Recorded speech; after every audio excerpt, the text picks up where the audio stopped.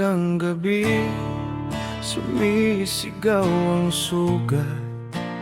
Mga salitang matamis, lasong pala ang bukas. Ngiting pinahiram, kapalit ay kadena.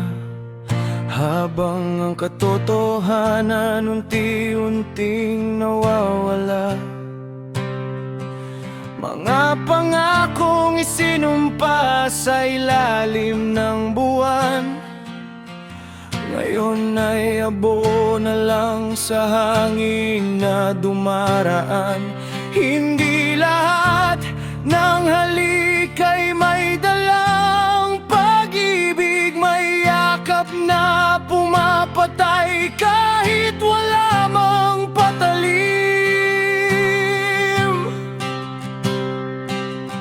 Hanggang kailan magiging pipi ang konsensya, habang ang kasinungalingan ang siyang may premyo? Kapag ang bait ay naging dahilan ng pagdurusa, sino pa ang tatawag sa mundo na makatarungan? Di lahat ng sugat ay nakikita ng mata.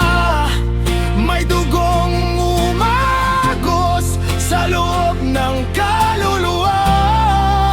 Kapag ang tiwala'y ginawang negosyo, pagkatao ang unang nalulunod sa abuso.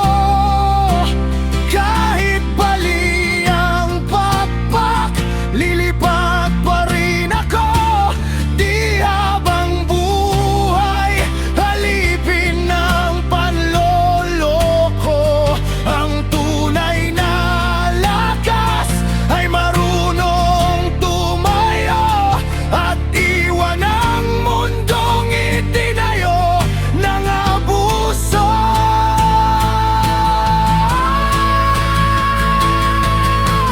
May mga kamay na banal kung titingnan, pero sa likod nito'y kadilimang tinatangan.